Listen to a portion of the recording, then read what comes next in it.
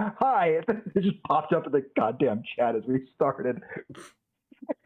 We're back, and I'm laughing. We're Hi, playing laughing. I'm D&D. Dad. Hi, laughing. I'm Dad. Oh, come on!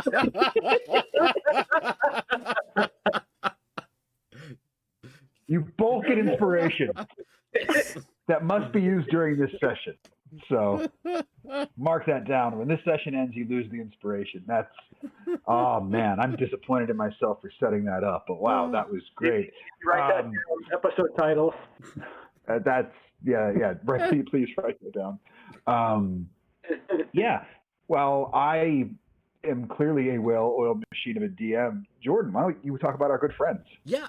So our good friends over at the No Latency podcast, they are a Cyberpunk Red actual play podcast. It's super fun, super exciting. By the time this episode comes out, I think they'll have started their Christmas side quest that I'm in. And I play a relatively normal person, which is very odd in Cyberpunk. But yeah, That's going to stretch your acting skills right there. I'm excited to check this out. it was very interesting. But fun with that group. We still kind of ended up in a polycule, which has happened, I think 4, maybe 5 different like one-offs or side stories that we've done on like each other's actual play shows, where our characters always end up together. So you're the gang from Scooby-Doo. Yeah, kinda. Let's face it, that show, like Mystery Machine, is just a polycule with bad gas mileage. Yeah. But that's the announcement that we've got, the Friends announcement. Oh, another thing that we could just say, if you would like to be a proud sponsor as a company of Dice Jailers, email us. We've been emailing you, so write us back. Yeah. I guess unless anyone has any other announcements, that brings us over to our Jamie announcement. Hi. Are you not a big corporation and yet still want to give us money? Well, you certainly can. Just go to ko-fi.com/dicejailers. If you'll look... It's Ko-fi. It rhymes with no fee. Sure. If you look not there or there, but over there at the end, you can see... Look over there! You can... you can see where it says our address that I literally just said, ko-fi.com/dicejailers, and you can send us actual human monies that we would use for such things as, I don't know. I'm not in charge of the money. I'm just in charge of this announcement for some reason. They don't really give me this information, so I'm going to make it up and say we're going to use this money to get an actual trained owl to act as Pueyu, and it's going to be trained to instead of this amazing stuffed owl, it's going to be an actual trained owl, and it's going to be have a jetpack so that it can get from our house in Fremont to where Fifi and Tanya live, which is, a good 40 minutes away or so. And so when it says, oh, I send Pueyu to go sit with you, we'll see the actual owl leave one place and then show up in another screen. I don't know why you gotta do Pueyo dirty like this. I mean, he has feelings. Okay, wait, hold on. I'm not talking to anybody else. I'm just talking Mecha to Pueyo. Pueyo. Pueyo, you're perfect. And you don't need the rocket pack. The rocket pack really needs you, if anything. So, yeah, I think that was all perfectly handled and done, and exactly what would happen and what we're going to do. And personally, I have no notes for myself. Thank you, ladies, gentlemen, and others. Money, please. Also, I'm just going to say, I have no problem being a corporate shill, so if you are a big company, sure, go for it. Absolutely. We'll take. Oh We'll yeah, take- I'm sorry. Was that not clear? Like we Yeah, will. no. Maybe I misunderstood. We can be bought. The companies can be ad sponsors. Yeah. The Okay. Ko-fi is Even to if be, you're not yeah. a big company, you can still give us money. yeah. They can do both. I believe in them. Yeah. If you are a big company, or you work for one, or you've met one, or you want to be one, I believe in you. We'll Yeah, take your money, my dudes. Yeah. Yeah, I'm not afraid. I'm not afraid. I ain't afraid no ghosts. Anyhow, that well-oiled excellence What if I aside, accidentally sent money? I'd be like, I guess I have to fuck around every time. I can't. If this is the one that people went, all right. if it ain't broke, don't fix it. So, you all, within the City of Virtue, trying to decide what exactly to do next, Siobhan had her dream once again, the vision of when the home of her people was completely destroyed, and this vision, which was very vague and blurry, now starting to become more clear as these completely faceless shapes with these burning embers in the place of eyes have now taken on more shape and became more clear, where these featureless white masks that had been found on members of the upright, and also known to be the symbol of the Hollow Keeper, whoever or whatever this boogeyman type individual is. She also had a conversation with her quarry, her dream spirit that the Kalashtar people usually have a connection with in the youth, but as she did not grow up with the Kalashtar, this had not happened. So that union now there, and a little bit of explanation of why she has these ancestral guardian powers. The fact that her rage allows her to connect with all these various spirits that would have been attached to her people, operating through her as this protector and avatar of the Kalashtar. Pohaku heard from his mother about how apparently there is some sort of shifting in throughout the Whispering Wood, and that his mother, who is a powerful druid, needed to go and confer with a couple of druidic groups within the wood and would be back to him if, depending on what was learned. Mannix found out that a business associate of his recently got a bit of a shakedown from the census, and Mannix basically just kind of got a little FYI and just CYA advice, letting him know, just so you know, they've been on to me. Some letters were sent to various places. Siobhan sending some letters home, Garnet sending a letter home, and Kira sending a letter magically, so it would get there right away, to his mentor, as he had found out through a sending that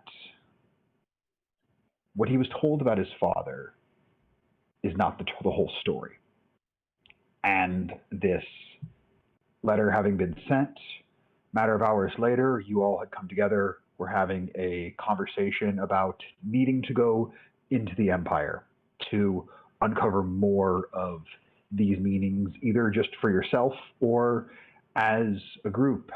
As there was a knock on the door, and this Loxodon wizard, this elephant-like face, Swordall, Kira, and as you learned, Kira's father, Tyree, his mentor as well, has walked into the room, let you all know he can't do anything about it until tomorrow, but asked how you all felt about sneaking in to the Empire.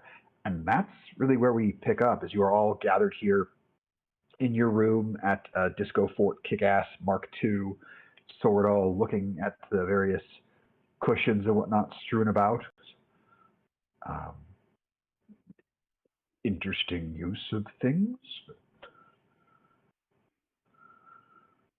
Yeah. So this is a thing. Get. Huh. Hey. How's the teleportation?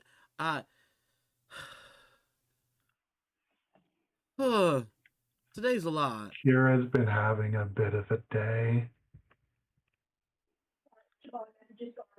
You're muted. Sorry. Vaughn messages Garnet and being like, can you be hostess, please?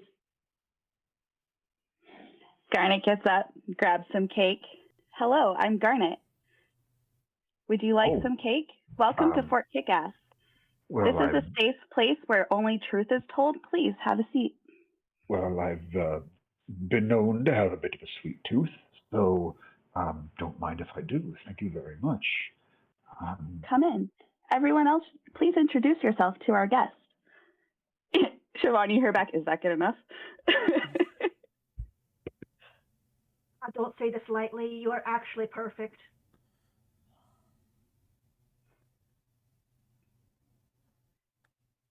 Well, I I presume who yes. you are? Please, your name.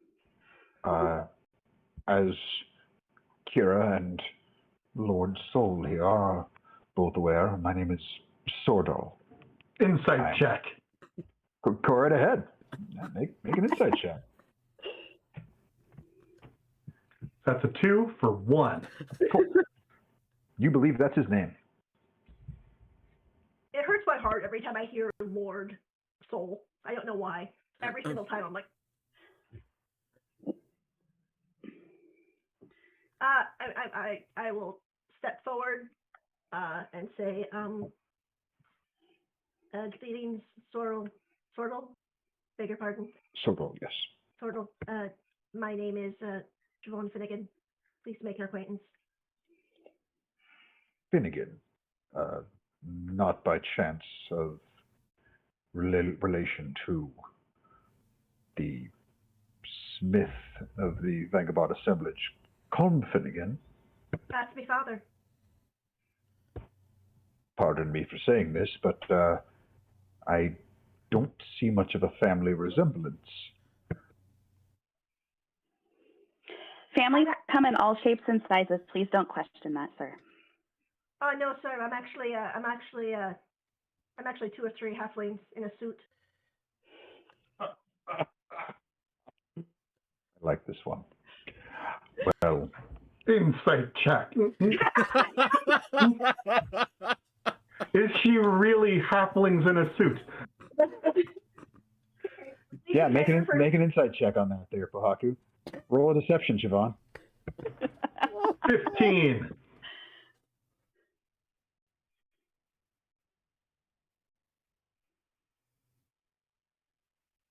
Siobhan, are you rolling a deception?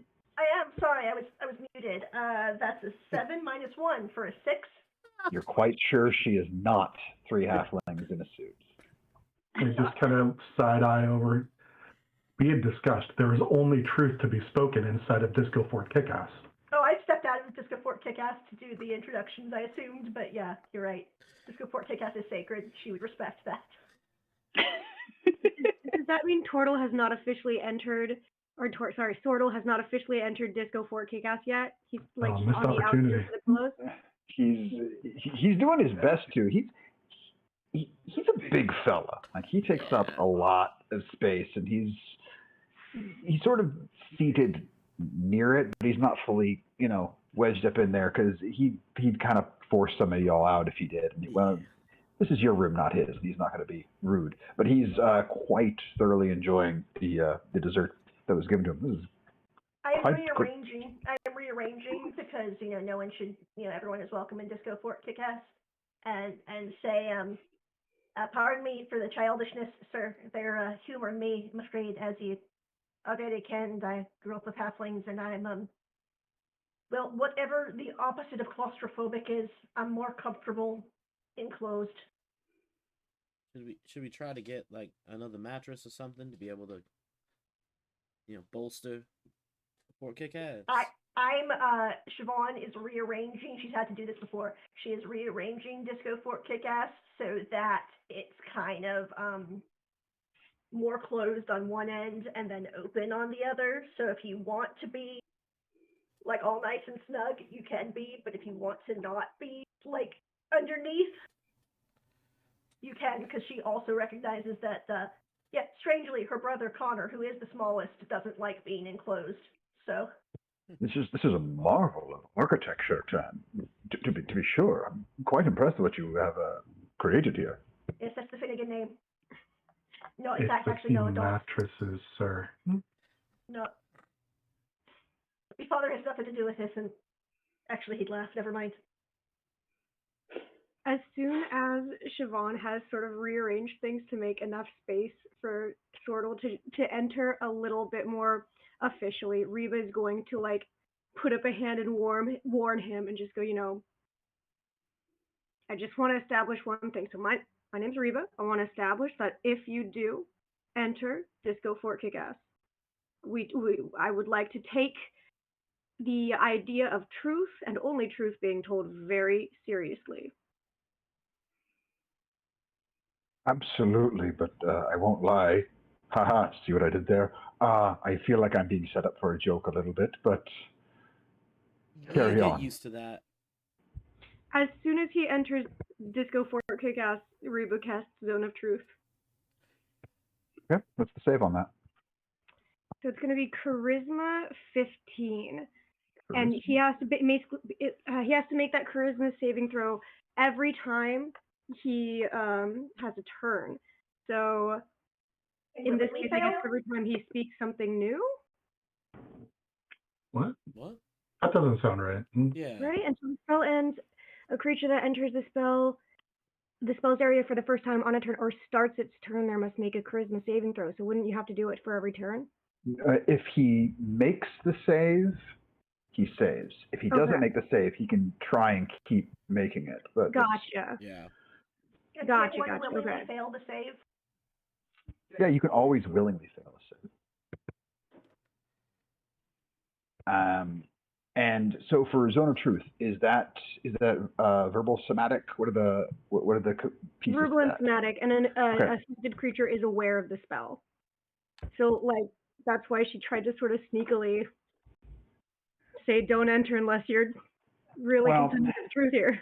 Unless you are a sorcerer with subtle spell, there's no real way to subtly cast a spell. Like no, that was not the intention. Okay, cool. Because you know about it either way. Yeah, so like you go and you cast this. I'm actually going to. Okay, as you start casting a spell, you watch one of his hands starts to raise quickly, and he recognizes what spell you're casting, so he's not going to counterspell you. And he did fail the save.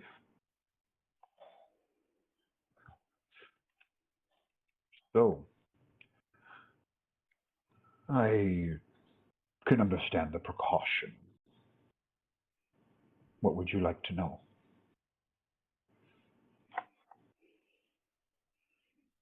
Oh, where to start? So he's going to willingly fail. He's going to willingly fail the save going forward.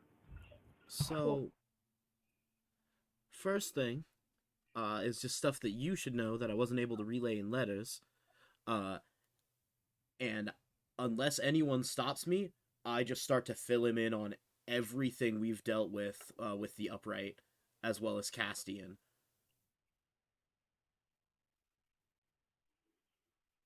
This is your contact. I think we take your lead. At least that would be Garnet's perspective. Same here. Yeah, I'm paying attention to what you say about me, but like anything about the contact or anything about the Upright, or I'm like, yeah. No, absolutely. I wouldn't fill him in on anything about you, or really any backstory stuff on y'all. It's just matter of fact. This is what has happened. This is what we know. This is what we figured out. As it refers to the Upright and Castian. Yeah. So from what you're saying, it sounds like he's at some sort of odds with this Upright, since you say you brought his name up to two of their group and they immediately attacked you. And you found in his journal some sort of allegiance to Hollowkeeper. Yeah, but it also seems like this Hollowkeeper and the Upright are together one and the same. So the thing that I'm piecing together is that maybe they attacked us mentioning his name because he's like so much higher up within them that they don't know him by name is in there, just to keep him, like, his anonymity secret if one of them gets caught. Plausible. There's a lot here that doesn't make sense. Yeah. Garnet, when you found that mask that you pickpocketed way, way back, Mhm. I'm trying to remember, did you show it to everyone? No, not well. I didn't when I pickpocketed it. I did when we found the second one at the mines. I showed them the first one too. Excellent. And it had the inscription on it that none of you could read. Mm-hmm. And he will ask, may I see the mask you found? First, though, I beg your pardon, if you don't mind, what do you know about the upright? I know what you have told me. I had suspicions that there was a splinter cell within the census that was not behaving as they should. The census is to be the shield of the empire, is to be the protection as commanded by the emperor. Our current emperor, Emperor Alistair Thanomir, is still trying to build good faith amongst a certain segment of our populace. There are those who do not appreciate his method of rule. They think him weak. They think him too soft on individuals. And there are those who wish he had the method of rule of his father, Vilmos Thanomir, who, as anyone from the Empire who remembers can tell you, absolutely ruled with an iron fist and was the one who ended the war in single combat on Crimson Ridge. His complete victory completely restructuring the borders to the south. Now, Alistair wishes things to be different. He is hoping he can open trade negotiations with Eyjafjall, obviously, for many good reasons. Conversations are slow, but his hope is to change the perception of the Empire.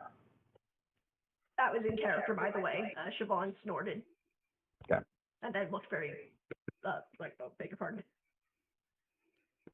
So, hearing what you told me, and now hearing this title, this name, this upright, confirms my suspicions. There is an organization working from within. Whether or not it's one or two, obviously we don't know that yet, and that further concerns me. Castian Aloro should be swearing allegiance to Emperor Thanomir and no one else, as the current highest ranking member of the census outside of the Crown Guard. It concerns me that his allegiance may be elsewhere. Well, his allegiance is connected to someone who's tried to kill us 3 times. Really? Or was it twice? Did I count wrong? Nope. Yeah, no, you guys have encountered Alaphorus twice or Okay. twice. Yeah. Yeah. He tried to kill us twice. Do you think they're working in concert, or do you think they're part of opposing factions? I only ask as you did mention that this Dusk Elf was trying to steal the same ledger you all were. I think because the way that he spoke in the magical text of that ledger, it seemed like he was in a higher rank but still within the same organization. Because he specifically said Alaphorus slipped up. Keen observation. You may be right. May I see the mask you found?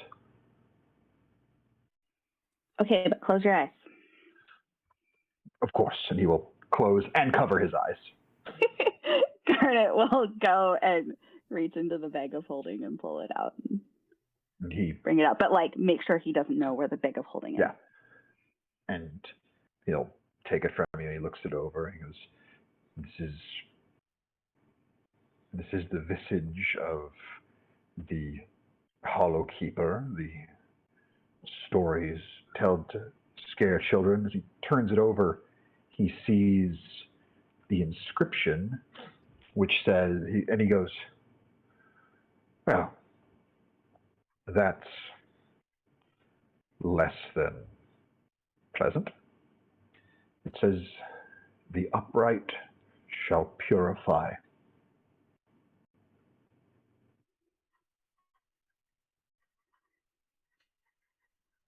And he will hand it back.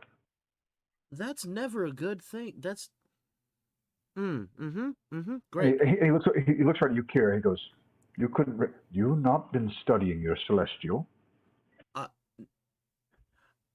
Well, see, I kept myself really Celestial's boring, realizing that he's in a zone of truth.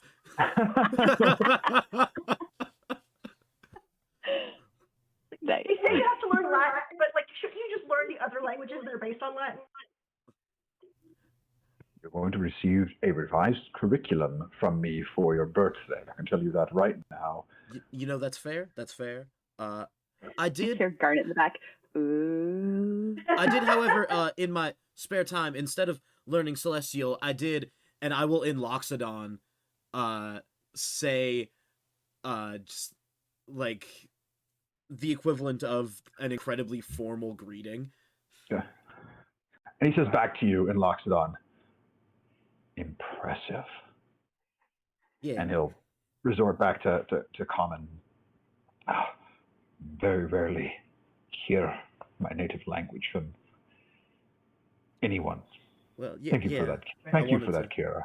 That was what I spent my time on instead of Celestial because it was more interesting. And quick question. So, Jordan, since you've been telling about everything, and now since you've been broken from it, you did tell him about the sword, I believe. Yes, I did tell him about the sword. Back in a letter. I do have a delicate subject to ask. The sword that Kira was wielding for a while, the one that belonged formerly to one Temagor Iron Tusk, you all have it somewhere safe, I hope, assume, yes? Yeah, it's in an extra dimensional space and That's a great place for it for right now. When we get back to the Empire, I would appreciate if some of you would at least come with me where we can make sure that's locked away where no one's going to get it, and possibly remove the individual that's in it from it. That may be more than I can possibly do, but at the very least, I would like it to be inaccessible. You know, that's actually exactly what I was going to ask you if it was possible to do when we got back, because, like, yes, the being compelled to kill a lot is real bad and real problematic, and she is a messed up messed up entity inside that sword. But the powers significant. Well, the possibility is that should Evanora be removed from the blade, the abilities would go along with. And I would very much hate to see her abilities be unchecked. I don't always agree with the notions of keeping track of all types of magic being done by everyone, but blood magic I am always wary about. I just really like being able to see in the dark. We can find you something else for that. Oh yes, that's very very doable. I'm sure we can arrange something else for that. It was just there, and I couldn't agree more with Sortle here. That thing needs to be destroyed and not used. Now, I don't know how much longer your zone here is going to last, so before it fades, on to the difficult subject I spoke to you about, Kira. Yep. It's fine. Everything's fine. Yep. Need to hear it. Kira, do you want to hold my hand while you hear it? Yes. No, Bjorn's you frozen. froze. Oh, well. Oh no! Well, the truth of the matter is that you are the chosen one.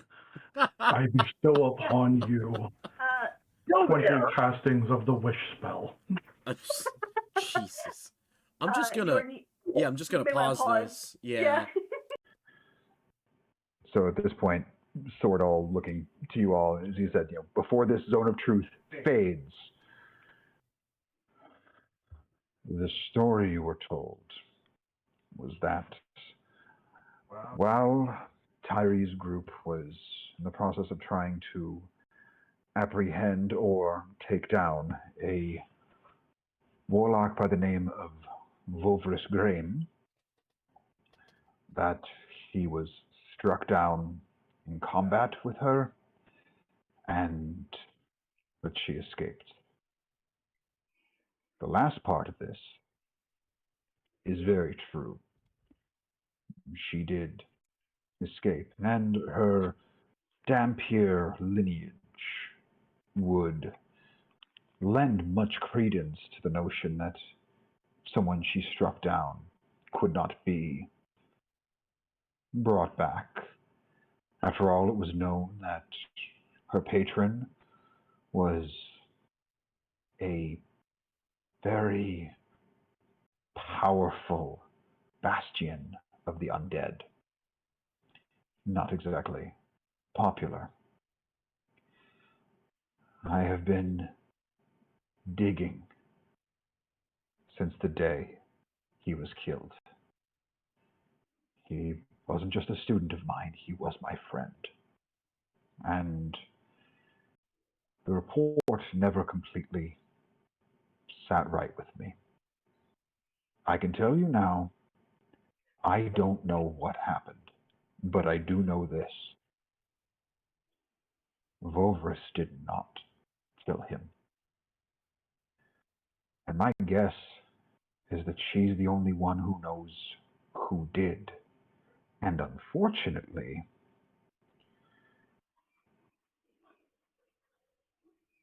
she ran to the Whispering Wood, where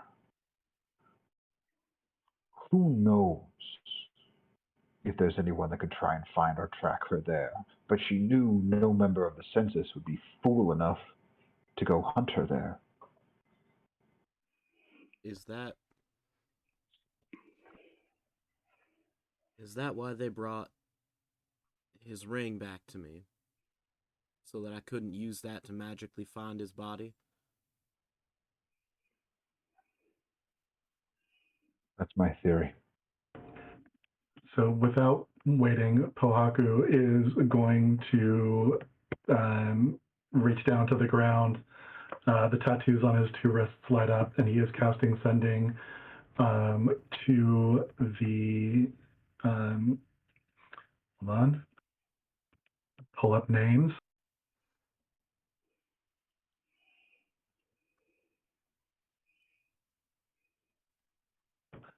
Busara is one of the like the shaman of the groups, and he's just going to reach out with sending.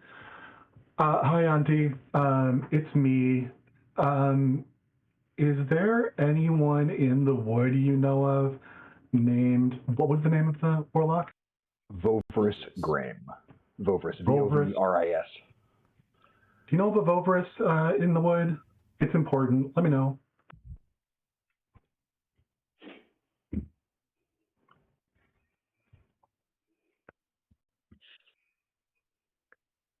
Just gonna,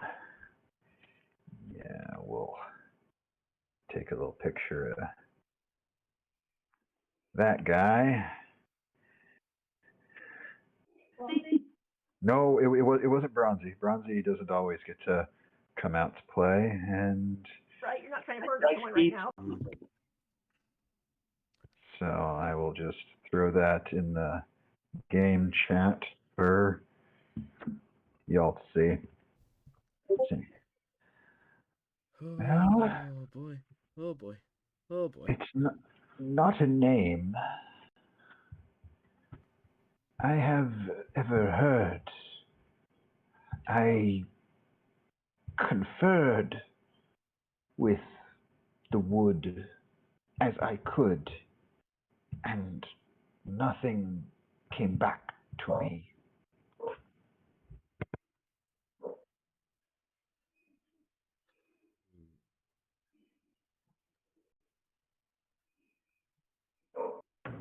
So I will, you guys are, probably still in the middle of like a conversation, and just Pohaku just out of nowhere is like, well, I checked with the village. Nobody knows of her there. Sorry. Sorry, you're the one from the wood.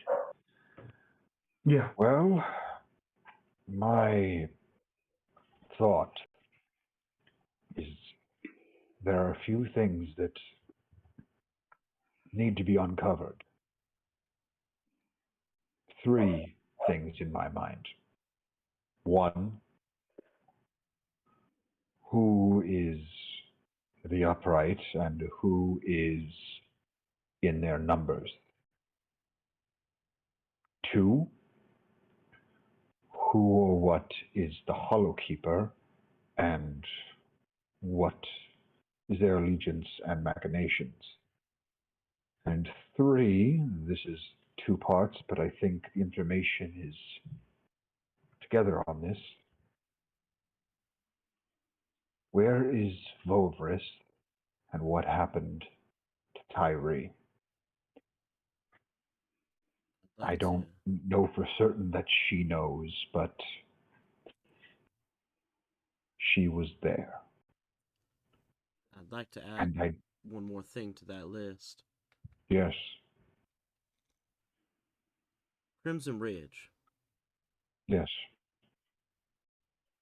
I need to dig up every bit of information we know. Because I need to figure out what happened and why. Not just the base story that we were told, but actually why.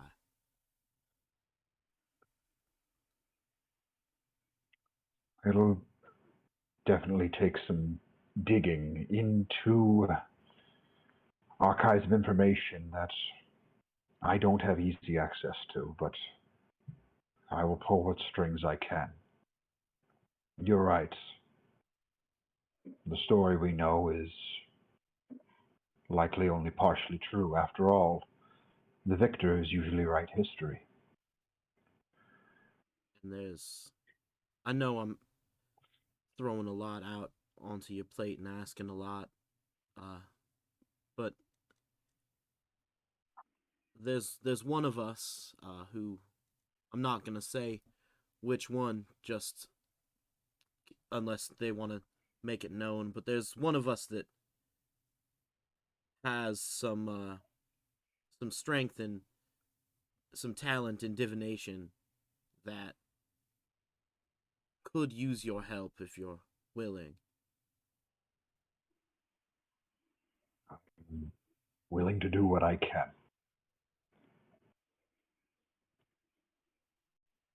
Okay. I've put myself at risk thus far, and I'm willing to continue to do so.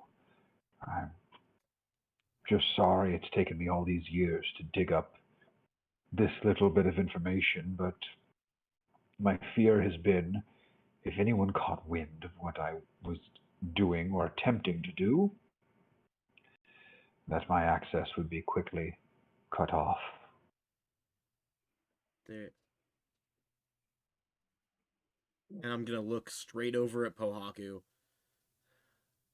I do need to know one thing for certain. He is dead, right? You know, I'm still pretty new at this, but tell me about him. And out of character, I don't know how deep into that we need to go, but basically, yeah, I'm just going to ask between him and your mentor there. Just describe Tyree. Tell me about him. He's always wearing the armor that you see me manifest whenever I cast mage armor. That was his.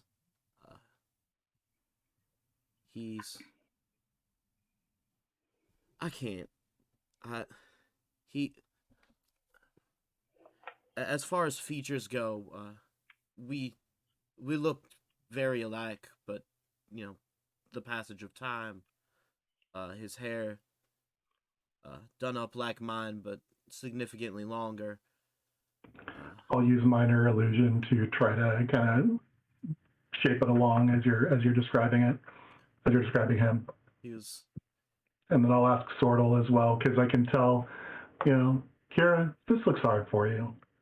Sortal, tell me more about him. Like, tell me about the man. And again, I don't know how deep we want to go into that, but yeah. Sure. And he will give you a, sort of rundown of Tyree, personality, the fact that he was dedicated to the Empire, but not so much the Emperor when it was Vilmos. He was someone who was outspoken, not to the point of insubordination, but certainly would give his opinion if things were too severe, not being done right. He was very honorable. A lot of what you heard Marshal Vicker say about him, that he was one who wouldn't even bother to try and push boundaries with laws or agreements between other nations, because doing what was right was extremely important to him. And when the new emperor, stepped in, that was something he was. I might have my talent back. I'm kind of trying to remember now who died first, Tyree or previous emperor, and 5 years. So it would have been the previous emperor. Okay, so yeah. If it's only 5 years, then yeah, Vilmos died beforehand. So Tyree would have seen the new emperor step in, and he liked where things were going. So you get a good sense of who the person was. You know what they look like. Okay. So I look back over again to Kira. It's like, yeah, I'm still pretty new with this. I've never really tested the bounds of this, but after that description and kind of again showing the minor image or the minor illusion, and I feel like I know the guy already. Seems like a good dude. Let's see. And if that counts as being familiar, I am going to cast Sending to Tyree.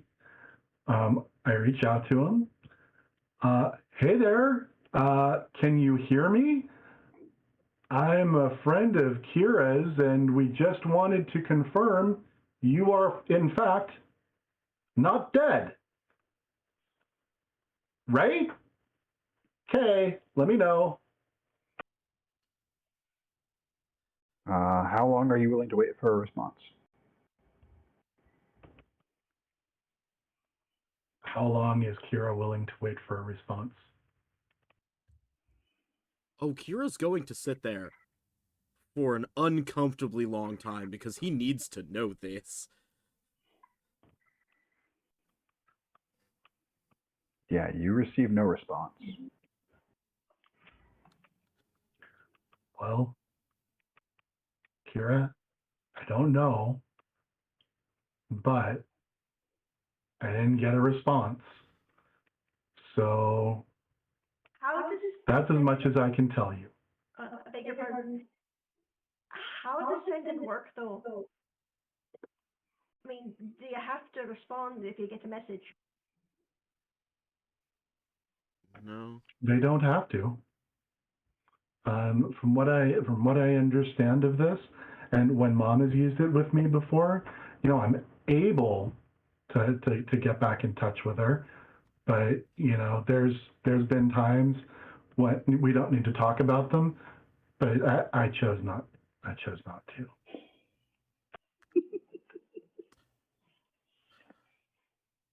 Right. So. Quick point of order, I'm going to jump in. The previous emperor died the year after Tyree died. I found my timeline and brought it back up. Had the two of her. Unfortunately, when my computer crashed earlier, that's the one I lost and have it in my mind. So just X-card that one bit. Tyree would not have known about the new emperor. When I was kind of talking with the Earth Mother, when Jordan and I were working this out, I mean, the way that she let me know about this is, I mean, I think this spell can get to just about anywhere, even if they're on like one of the other planes. But yeah, they don't have to respond, or he could be gone. I'm sorry, I don't have a more concrete answer for you, but if I get one, I'll let you know. Sordal, do you have any more concrete on this? Because when I brought it up, Pohaku mentioned that, and that's really thrown me for a spin. As far as I know, the one piece of truth in all of that is that he's dead. Of that, I have no doubt. Okay. When they did not bring back his body, I did some searching as best I could. I truly believe that if he were alive, at this point I would have located him. As I expended much energy and resource to look into every possible corner I could, and the one place I certainly can't look into is among the dead. I don't exactly have a way to talk to death.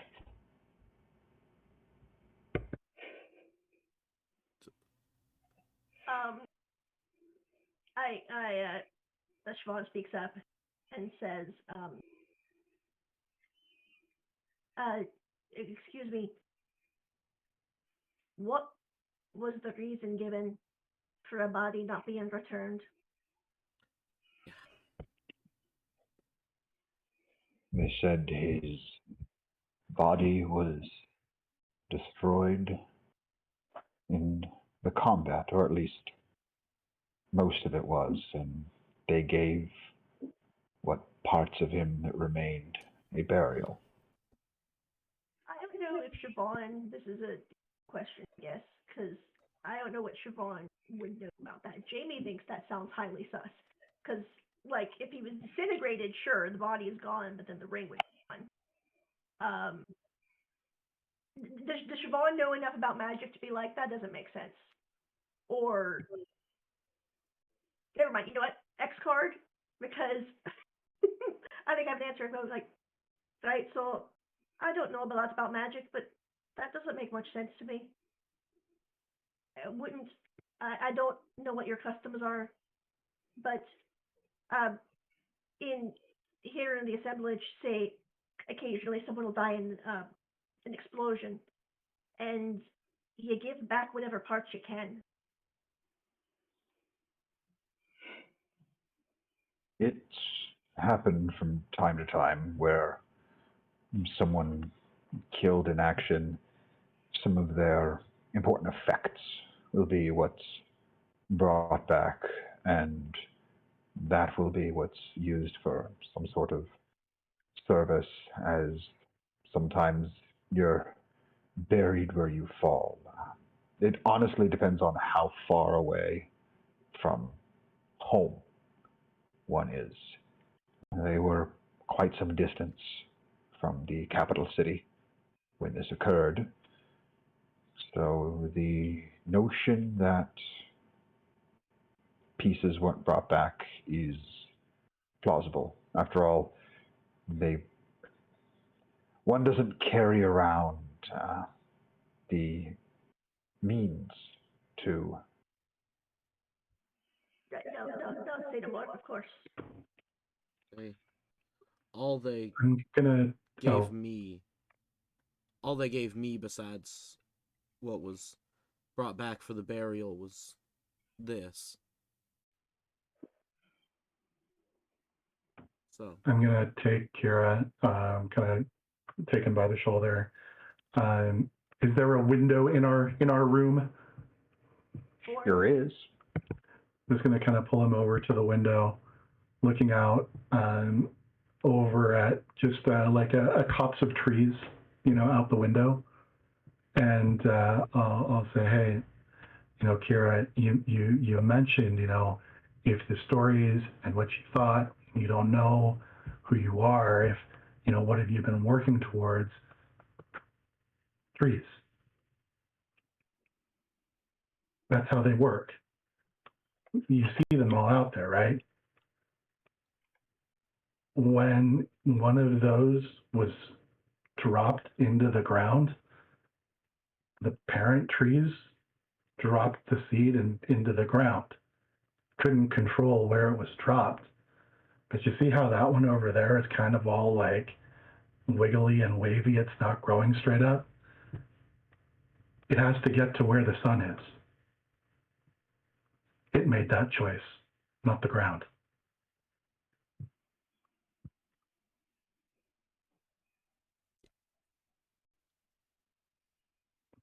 What I'm saying is you're a tree. Thank you, Pohaku. You're welcome. And Siobhan, while this is happening, is taking out the extra. Like, it seems like, is it time for this? Is it time for the third dessert? It's time for the third dessert. I just like cuts Kira a generous portion.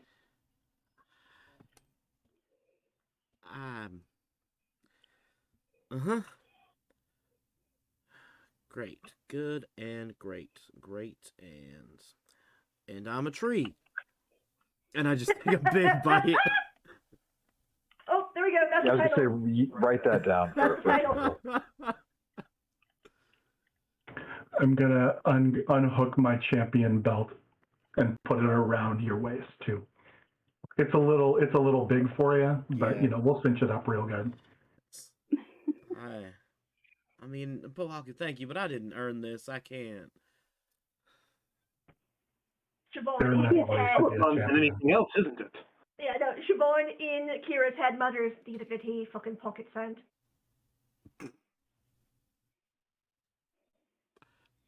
I will I'm gonna leave that one alone. Okay, Peter. So as far as amazing. So that's a lot, and that's that's a lot. Yeah. So you mentioned sneaking back into the Empire. Yes. How and why? The why. I'm glad you asked because I thought I had totally missed a plot. Says Pohaku, not Phoenix. The why is I worry about eyes on you in particular, since it's your father we're looking to dig up information about. If it's known that you've returned home, it might cast suspicious eyes on you. Now, if all of a sudden you're seen about and no one knows how, when, and why you got there, that may throw the dogs off the scent a bit, as that may be their first focus. How exactly you got there. That's the why. And as far as the how, the same way I got here. Return by teleportation circle. Now, as you know, magic in the Empire is very, very well recorded and controlled and kept track of. Someone would need a unknown teleportation circle to arrive in. They would need it in the place of a confidant they could trust. They would need it somewhere out of sight, and they would need it where no one would think to look. And I can't think of anywhere better than right in plain sight. I mean, but we don't know anybody like that. I mean, it's not like people just have the resources to be able to keep something like that hidden from the rest of the Empire. Like, that would be just ridiculous. Mannix! Well, Yes. I worry about using Lord Soul's estate for such a thing, simply because, as I know he's been informed, there have been eyes on his estate, which has been curious why that has happened. No.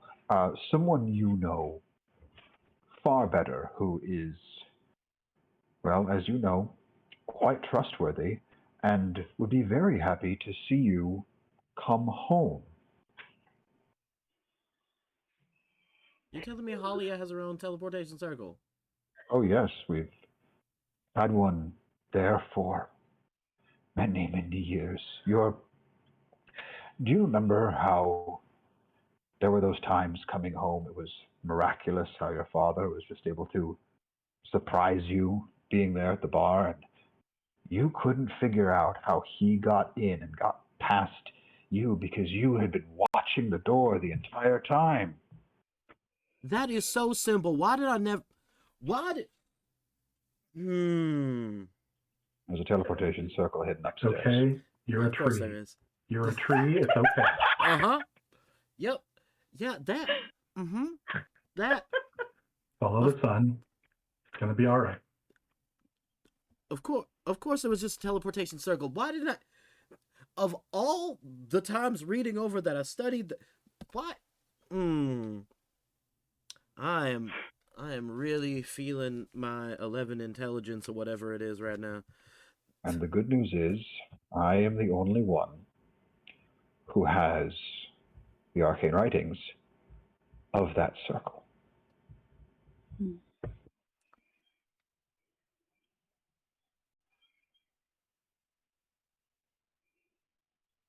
And your aunt is the last person I'm worried about, simply because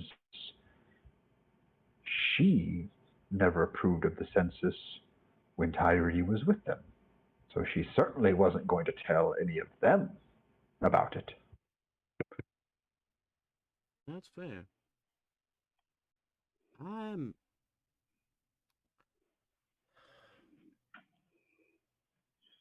I thought I was gonna have like 2-3 days of a train ride to figure this out. Cool. You can have a few days laying low at your aunt's bar, and the other thing to think about, once you're within the city, You're talking about the largest city on the continent.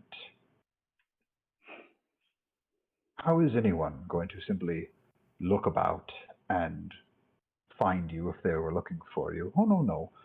They will be watching for you to come in via skyship or lightning rail, as those are the only ways to access the city if you don't have arcane means. And all arcane means can be tracked unless you have a teleportation circle that no one even knows to track, which we have.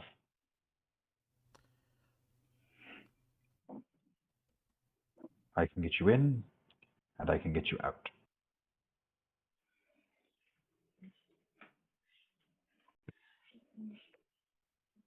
So what do y'all think? I'm sure all y'all have just as many questions as I did.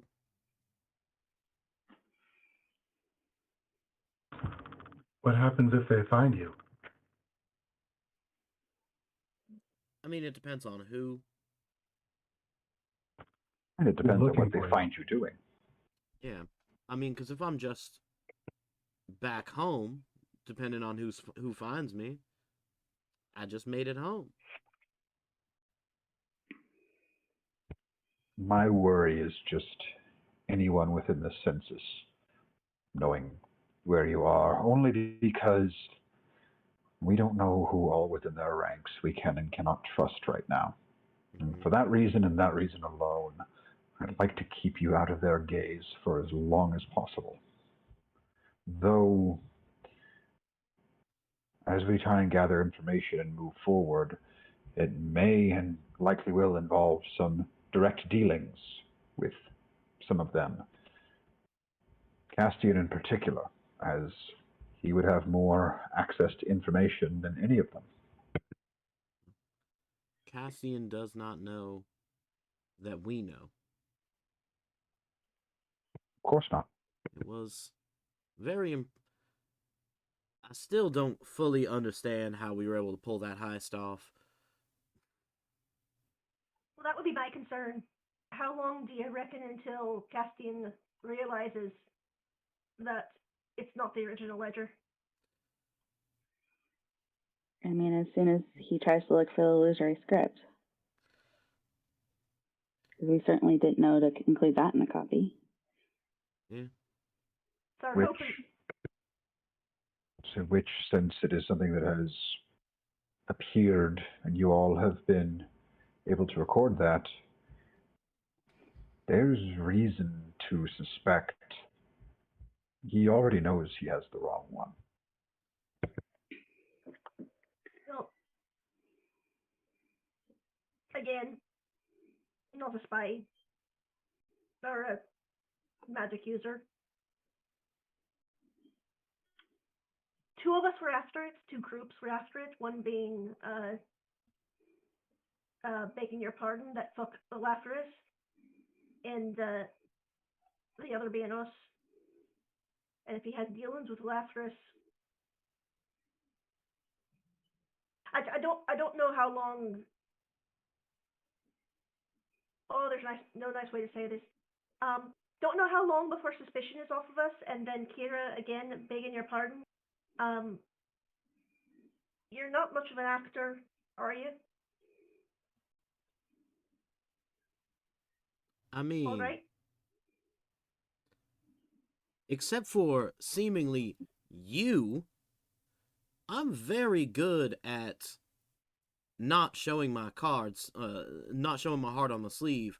Except for with you all, it seems. Because you all seem to see through me like nothing else, but... Garnet squeezes Kira's hand. That's because we're friends. And oh, is that what that is? and Siobhan says in his head, and it's like, I was gonna say it's because we're traumatized orphans, but all right. I'll think back to Siobhan. Stuff can be two things.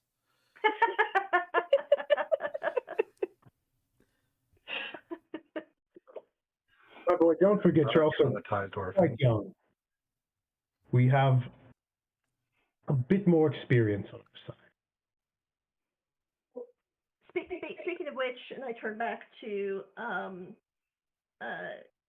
Sortel. Sortel? How do you say it? Sordal. Sordol. Sordal. Got it, Squirtle. Yeah, Sordal, like Sordal. Sordal. You say, well, speaking of being a good liar, I'm not. I'm terrible, dead terrible. And if you didn't hear the, clearly not from the Empire accent, I guess I could not talk. May I offer a piece of unsolicited advice? If you're a bad liar, you simply don't lie. There's no lie in saying, I don't feel like answering that question, or I don't feel like I have anything to say to you. Those are true statements. And if someone says, you're hiding something, you can say, truthfully, whether I am or I am not is none of your business. See, that's why you're a teacher. The key is to know your strengths, lean into them, and areas that are not strengths, to learn how to circumvent them. So if the notion of outwardly lying and saying, no, I have no idea what happened to that ledger, you could simply say, piss up a rope. You're neither confirming nor denying, but you're making it very clear you wish to have no further conversation with this individual. To be honest. Exactly. You could, so, in the words of the great bard, salt and pepper, it's none of your business. Precisely. You look quite strong. You could also say, how about I just break your fucking nose instead? And I don't know what your preferred tact in conversation is, but perhaps that's not your preferred way is to try and go the intimidating route. But I'm just saying there are. My preference is no one talks to me, so. Well, the good news is, outside of anyone who are specifically looking for you and to know to look for you, no one's going to talk to you unless they have reason to, or unless they just want to. Going into the capital city, it's not like your faces will be plastered on billboards far and wide with a citywide manhunt going on for you. If anything, this is something that I would guess whoever is in this upright or whoever is a servant of this Hollow Keeper, they're operating in the shadows. So they're not going to use the light to find you. About that billboard thing. Yes? Well, I'm not. You got a good point. Upright, probably not really doing stuff in the daylight. What if there are other people who do know you and would recognize you, and not in a friendly way? Any disguises available? I mean, possibly, but do you have run-ins with people specifically from the capital? No, I was in a different area mostly. But people from the capital, specifically people who work at the capital, do, go around to other towns and places, and it's just the Empire in general makes me a little nervous to be in without, I don't know, fake beard, contact lenses, maybe a wig. I have some of those. Oh, you have a criminal record. Yeah, I tug on Reba's your shirt sleeve. Are you an international criminal that I didn't realize? Oh God, not international. I just Did you not realize? Multinational. Well, because just like out of character, like Reba was from the Empire, right? Just like on outskirts, sort of. Yeah, you're from like the far northwest corner Yeah. of the So I Empire. imagine where- I've dealt with some lawmakers who may have come from the capital or have connections to the capital in a very removed way. Like, Yeah, it's possible So they you have. made like the Feds list. Wow. no. I knew she had outstanding warrants. I knew this. Yeah. So you're telling me you have a criminal record? It's not just the locals. You got the Just a Feds little after bit. you. Just a little Uh, bit. May I ask what for? Just so I know what we're dealing with. Well, there's a number of things. There's been some vandalism, Okay. some destruction of property, Okay. and the last thing I would have been known for would be helping to raise a Draugr and then fleeing. At this, you see his eyes go wide, his body tenses up. Put it back! You're referring to the incident near the coast a few years back. I put it back. Well, I don't know about the incident. Tell me more about this, Sortle. What happened? Well, as far as it's known, Nothing that couldn't be reversed.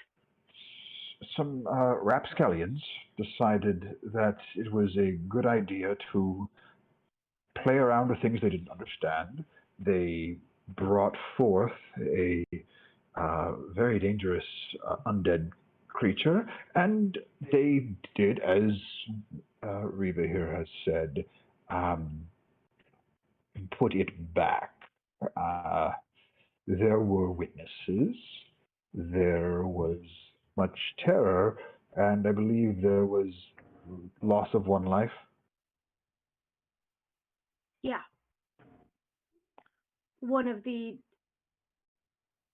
instigators. Yes. I can honestly say that I don't believe you're going to be wanted for murder or anything like that. It is most likely looked at as, well, an accessory to unregistered and unapproved magics being used. If anything, you could be looking at a fine community service, but the idea that your rap sheet got all the way back to the Empire, I can tell you is unlikely. However, if you were to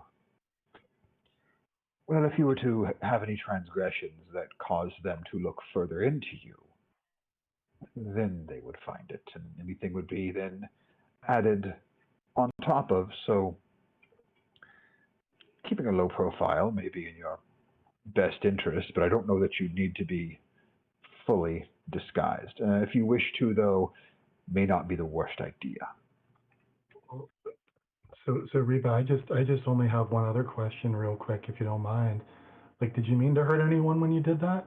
Listen, it wasn't my idea. I wanted it to be put back. But you didn't mean to hurt I anyone, was right? told that it would be under someone's control. And when it clearly wasn't, put it back. Pohaku nods along with this and starts actually laughing a little bit. No one was meant to get hurt. That was Good. never part of my plan. Unfortunately, it was a part of someone else's. Pohaku is again kind of laughing just a little bit. Not like raucous laughing, but is laughing a little bit. He's like, huh? Whoopsie. This Yeah. stuff happens. Yeah. Whoopsie.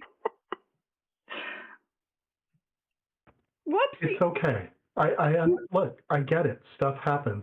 It's all good. As long as you weren't you weren't trying to hurt anyone. That's fine.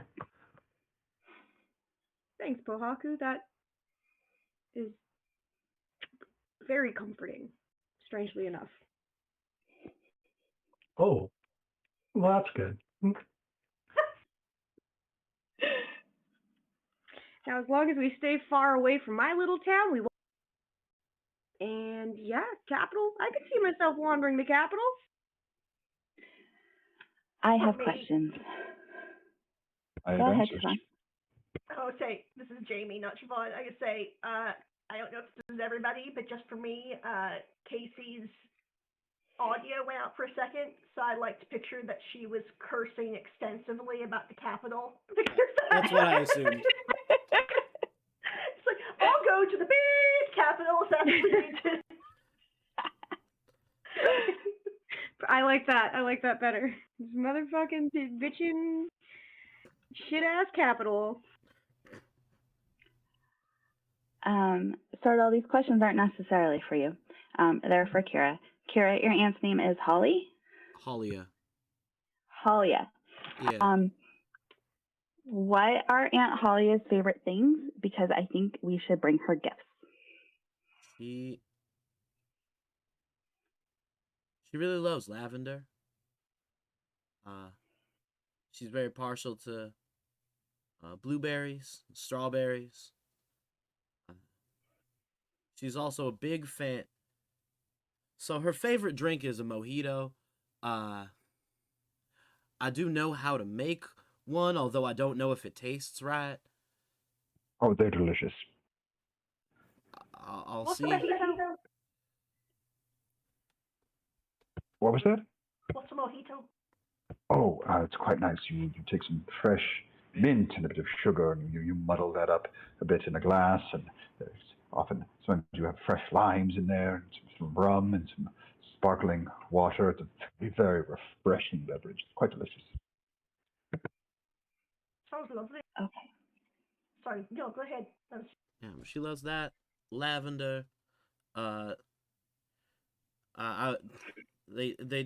She'd tell me stories, and some other people around the tavern would tell me stories about how before she moved up to the capital city, she used to be very fond of horseback riding. She doesn't do it much anymore, being up in the capital.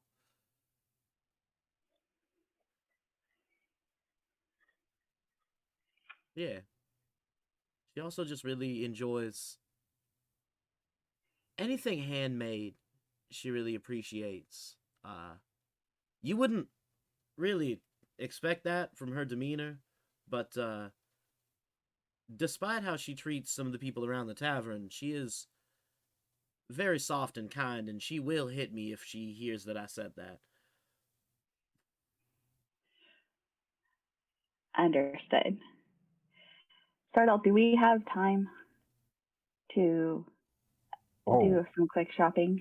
Without question. I won't be able to take you all back until tomorrow at the earliest. The arcane powers needed to do the teleportation. It's going to take me until at least tomorrow to have my strength back up to do that again. It is near the limit of my capabilities.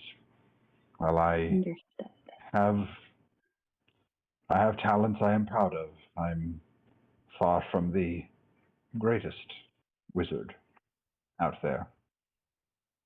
Do what I can to get by and relay what I have learned to the next generation of spellcasters. Kira's a pretty good wizard. He's done a lot of good stuff with us. As you say, wizard, any of you who are looking at Sortle, you can see he just throws a glance at Kira. Not one that seems to mean anything, but he throws a glance your way, Kira. Yep. I had another question. Marshall Becker recommended that we go and seek out possible information or allies at the Proud Raven. Do you know anything about that establishment or why we would go there? Or if there's risk for us asking additional questions before we leave town? I'm going to take a picture of this one, too. That either The means it's Raven. real bad or real good. Right? The Raven I'm familiar with. There are. It is can be a bit of a rough and tumble establishment. However, the folks there are quite worthy and worthwhile. If the marshal puts you in that direction, I would consider it a viable and valuable resource. They are not in league with anyone imperial, that's for sure. So you would have no concerns about anything said there getting back to you when you don't want it to. In fact, if I do recall, the proprietress is originally from Aefuel, and thus would certainly have no imperial love in her body.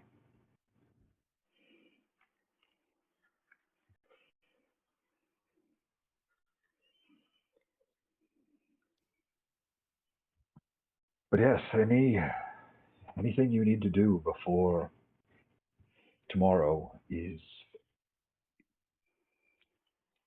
plenty of time for it. And tomorrow I can get you to the Empire. We can worry about next steps from there. But as they say, that is a problem for tomorrow us.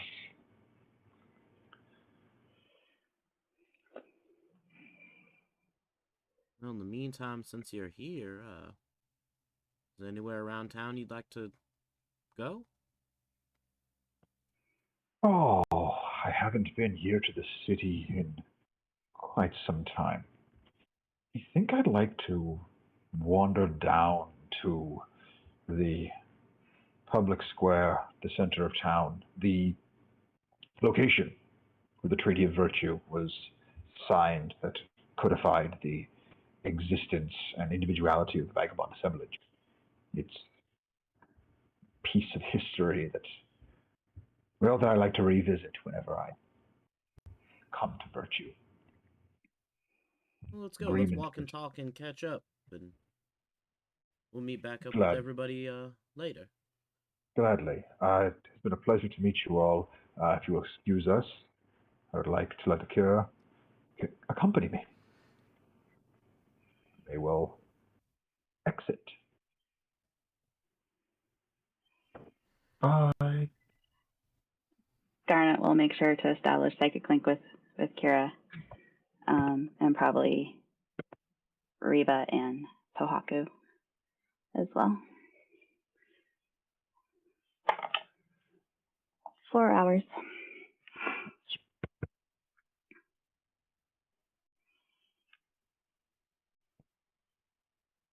I want to go shopping.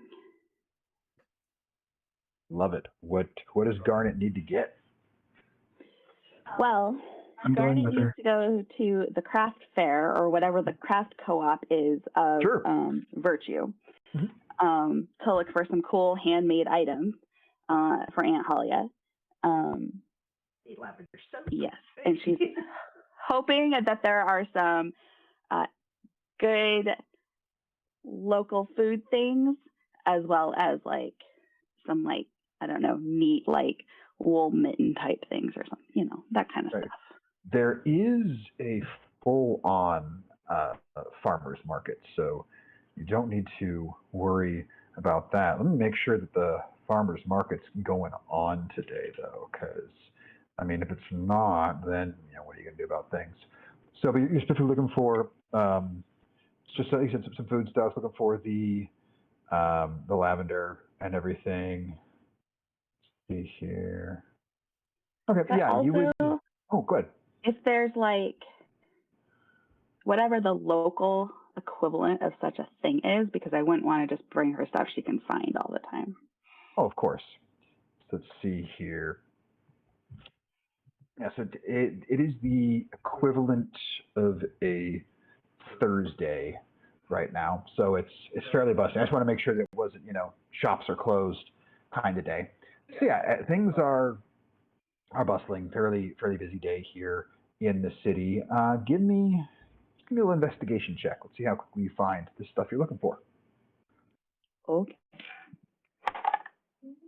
Oh, that's not a bad roll. Investigation. 30/20. 30/20. Amazing. So you very quickly find this. You go to sort of like the open market area where it's mostly people dealing in individual stalls here, and you find just any amount of various plants or flowers you're looking for. You could find this all here. There's a florist, and you also find like a local apothecary along with like a various tea stall. So any kind of one you want to go for to find some of those all depends on, like, specifically for the lavender, what form you want it in. Like, are you wanting it pulverized? Do you just want the leaves? Do you want it dry? Do you want it fresh? However you want it, you can find it. I want some dried. Okay. I want some tea. Okay. And I want some oil. Okay. So you'll be able to find all of those. And it takes you a little bit of time to find each one. We'll say all together for it, mark off 2 silver for getting all of that.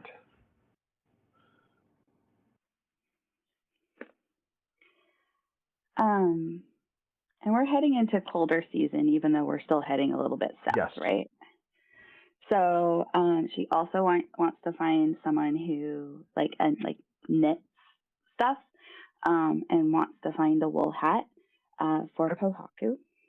Okay. You come across this stall, and behind it you see like this individual back there, just this fiery red hair, just skeins of yarn all around, various knitted individuals. You can see these visible tattoos on her, sort of slight side shave on it. She looks, what can I help you with? I have a friend who might be experiencing more of winter coming pretty soon than maybe they're used to, and I think I need to keep them a little bit warm. So I was thinking a hat. This person has a particular eccentric/eclectic style. So I like them already. No, interesting this is things great. do you have? Eccentric friend. I like that. And just looking at her, you can guess she is probably some people's eccentric friend. She goes, let's see here. In human size, not gnome size. Not okay. That's going to help. Love it. Okay. Any sort of like color combination you really feeling here, or just something that's sort of out there? Well, Like, how are they eccentric? Tell me a couple things about them. I'll make this shit work. So they have a really big belt because they're the champion. Okay. They are the collector of names, including rather taken with a recent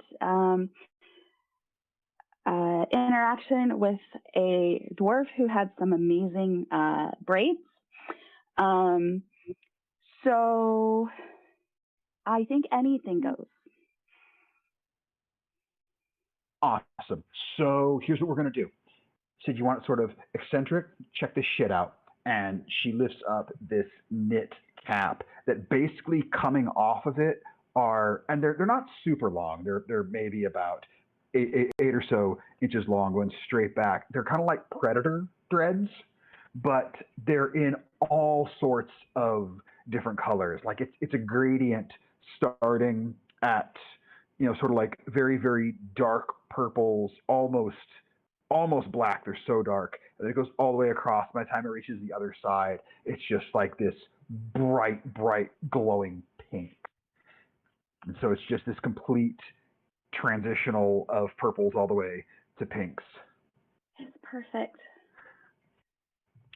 Awesome. I knew somebody would come by to buy it eventually. That one, a lot of love and work went into that. Used really good quality yarn on that. Nice tight weave. It'll keep you real warm. It's gonna hold up. It's durable too. don't always get that, but I stand behind my work.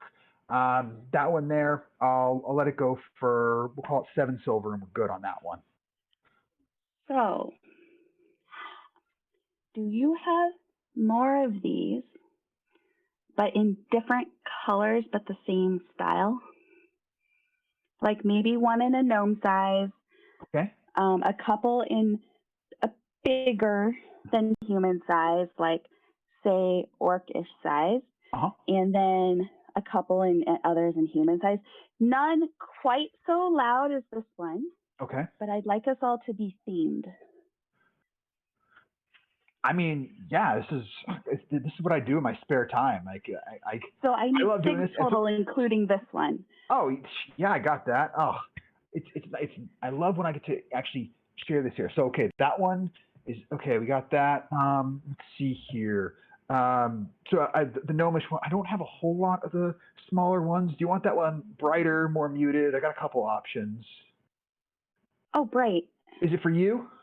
Yeah. Oh, girl, rainbow, boom, there we go. That's it. And this way, it's like just get its full on Roy G. right across the head. Very much just brightness. Okay, cool. We got that. The bigger one, bright, more muted. What are you thinking? I've only got like 3 options on that size.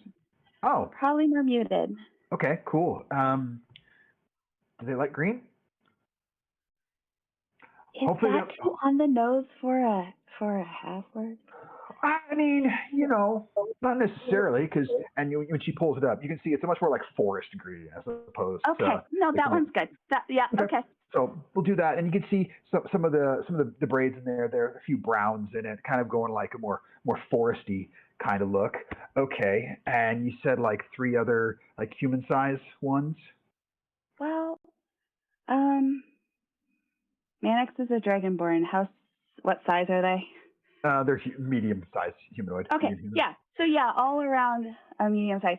One maybe a little bit more, whatever you would consider your most elegant. It costs you a little bit more. I'm not going to lie. That's okay. I want to throw that cool.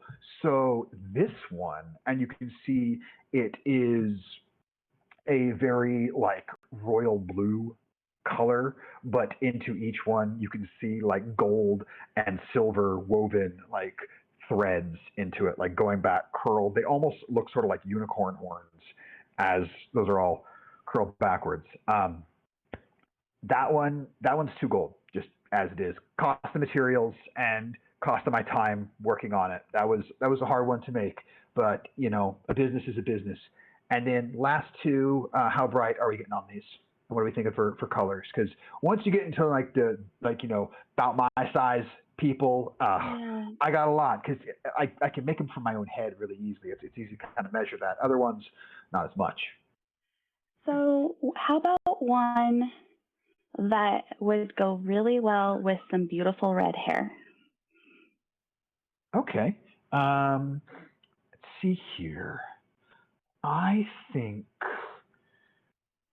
Well, I mean, if you're going to go with some nice reds, a lot of time there's some really nice gold that can go along with that, but I don't want to go like shiny gold. That can get a little gaudy right there. So what we'll do is, and it's more kind of like a natural golden, almost like a sunlight color in the, and you can see it's kind of like it's almost like a sunrise where it's very like gold up here, and it slowly fades back into more and more of a red and a little bit of purple at the tips. So we'll do that.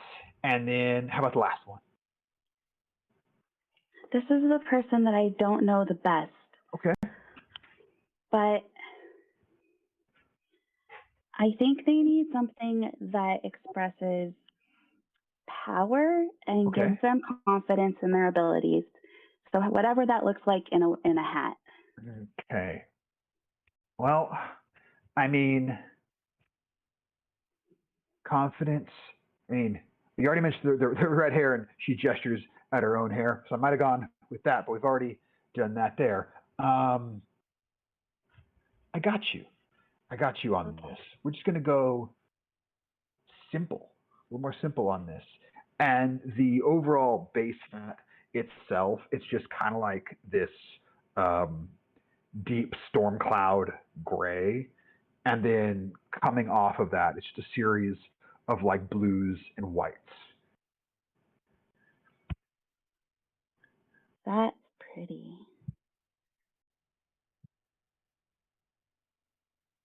Okay, last thing, because I'm spending a lot with you. You are.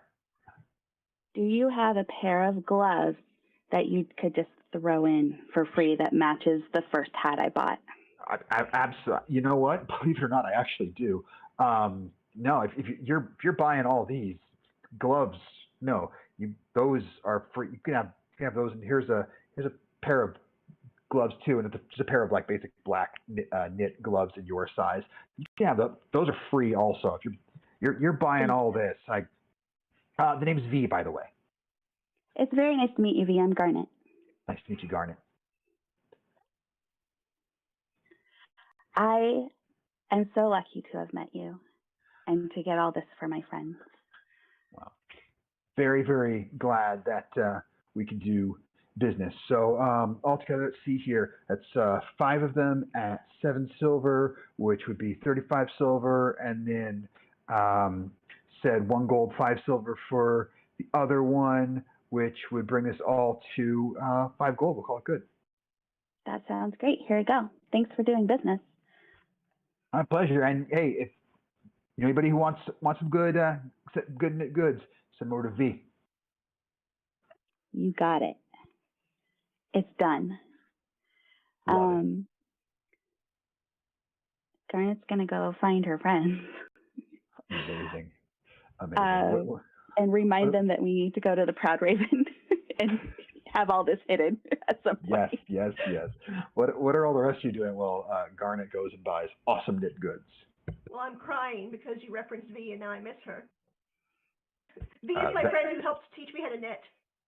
So that's very sweet. Yeah. That's precious. She's a little above us. I'm just like, Oh, so this would have probably had to have been either before or after you did that, but Pohaku would want to go with Garnet to go shopping because she's holding on to my money. Garnet would have given you a little bit, like 10 gold. No, she would have given you 5 gold and been like, you go look at those stalls over here. I'm going to go look at this stall over here while doing business with V. Okay. So Pohaku is going to walk over into like one of those shops. It's like a rocks and crystals kind of woo-woo shop, and is just going to like have his face like pressed up against like one of the cases, just like ogling all of these like gems and crystals. And the proprietor there, goblin gentleman. Yeah, can I help you, man? Wow, these are pretty. Right? No, I honestly, I just got into this business because I think they're kind of cool. That's like really the best way to go about things. Like, people always seem to wonder if I have a plan, and I'm like, no, I just thought it was neat. Hey, so do what you like doing. It's how I right? do things. Oh, I like you. What was your name?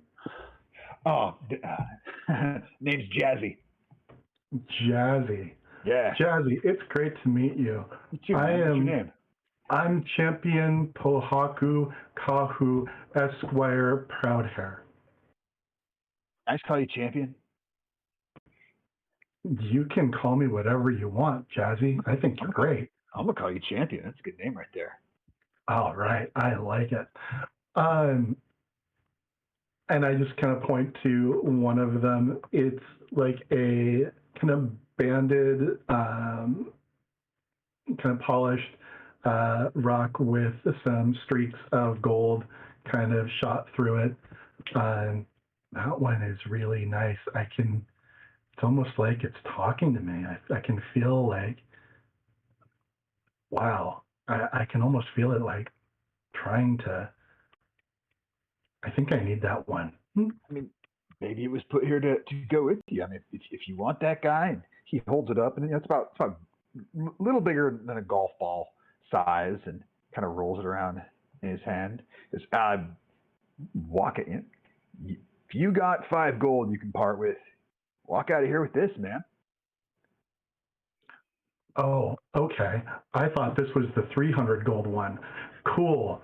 So if this is only the 5 gold one, yeah, okay. Do you have anything maybe a little larger that I thought? Maybe it was the other one that was talking to me. Oh, looking for something a little bigger. I may have misheard. Basically, yes, he is spell component shopping. There is a 300 gold item that I am looking for. This is what I had messaged you about. Gotcha. I wasn't sure if that was the thing. No, sorry. I was going at it a little bit obliquely. Oh, hey, you want to see a magic trick? I love magic tricks, and I cast minor illusion, and there's like a miniature image of Jazzy in my hand. I like it. It's me. It's cool. All right. So, look, small stone, 5 gold. He takes a cloth off a nearby table, covers it. He goes, "Don't fit up my sleeve." And he's not wearing sleeves. He's got like just a vest on. He's just like, proud chest hair underneath that. He goes, and ooh, and you see a much larger but very, very similar version of this stone. Oh, that was definitely the one that was trying to talk to me. My mistake. Wow, that was a good trick. Cool, man. Yeah. Well, this guy here, value on that dude's about 300 gold. So, tell you what, I like you. And I like you too, Jazzy. I like you did magic at me. You're a champion. 275, we'll call it square. I'll be right back, and I run out of the shop. It'll be here. I'll be here. Well, unless somebody else buys it. You know how business works. Okay, I'll be right back. You'll go get Garnet. Go get the money. Looking over for Garnet. Who you will find quickly and easily as she's, had this time to buy all her knit goods.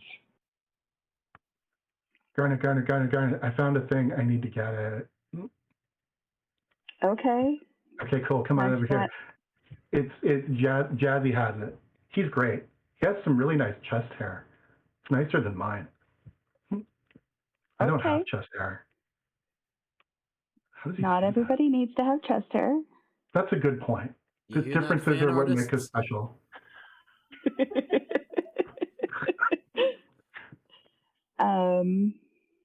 Okay.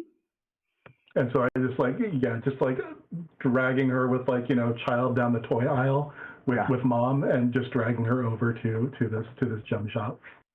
Hey, the champion here is awesome, by the way.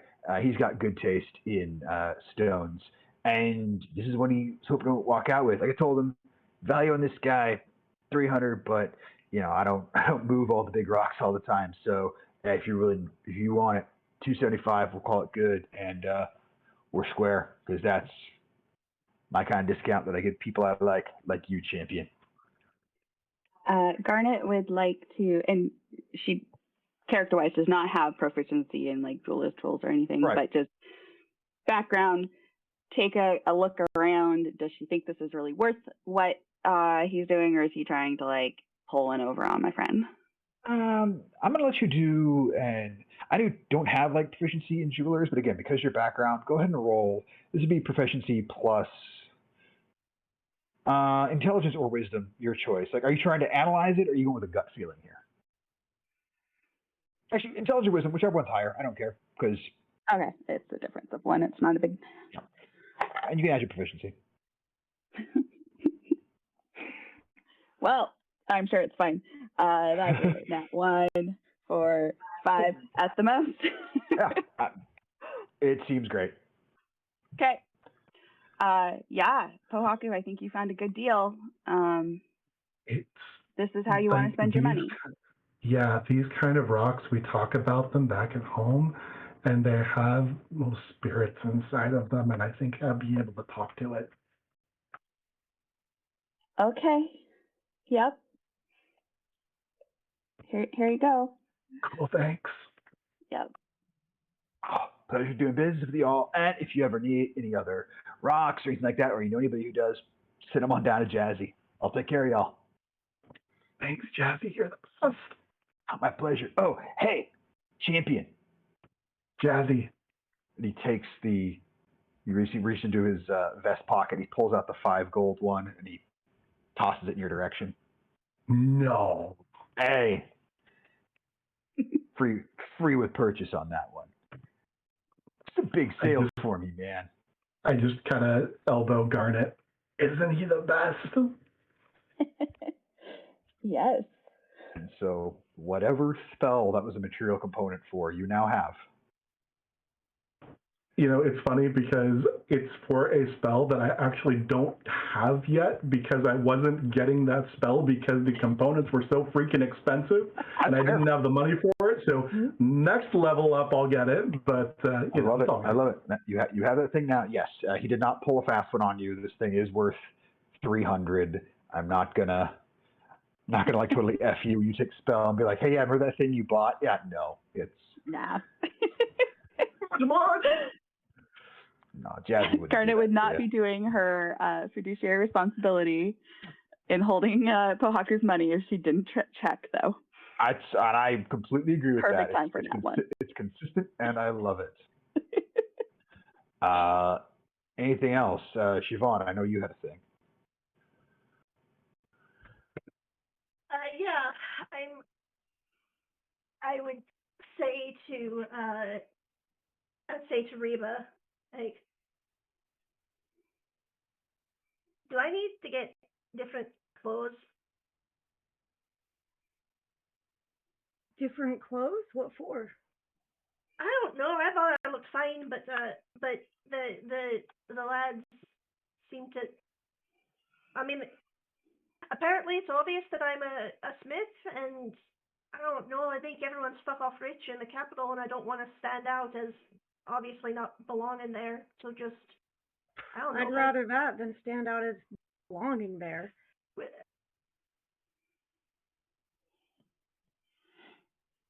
That's a separate issue, but I just, as a guiding principle, I don't want anyone to look at me, and I especially extra super don't want anyone to second look at me in the. No, fair enough. Let me see. I've never actually been to the capital, so I don't know if I'm the one to ask. I mean, I lived on the edge of the empire, and frankly didn't really keep up with the capital fashion trends. I've always thought you've looked just lovely. I mean, you look lovely, but not in a I have to draw all attention way. Just maybe just fuck. I hate shopping. Do you want to borrow any of my clothes? Well, A of all, you're a good 6 inches taller than me, but thank you very much. Could hem them. Fold them in half. Let's just help me find something. Oh God, should probably ask Mannix. I hate to fucking say. No, he'd put me in freaking Sun King. Look like Liberace for fuck's sake. Reba is going to take off her cape, which doesn't reach the ground on her. But you know, one size sort of fits most medium-sized creatures, I would assume, and just like drapes it over Siobhan's shoulders and just lets her know, I know that this kept me safe in a lot of unpredictable situations for many years, and it'll fit you just fine. And if you ever feel too exposed and too perceived, nothing like drawing a cape around you. And as for fashion, absolutely timeless in my opinion. But again, that's a Mannix question.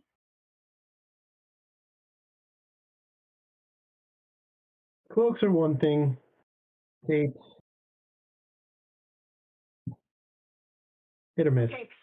No capes. No capes. Well, a cloak is a good idea. Heck, I'm bad at girly things. Just fucking come with me. Cloak has pockets, for dear sake. What does a cape have? Where'd you just pop out of? You heard a fashion discussion and just went, I mean, essentially. You're like, I have been dying to make you two over. Okay. Manic Soul is just cranky Tim Gunn. Tim Gunn. You're not wrong. Yeah, at this point, Tim Gunn is just cranky Tim Gunn. So you're gonna drag Reba off to go find a quick change of clothes for you? Yeah. Yeah. And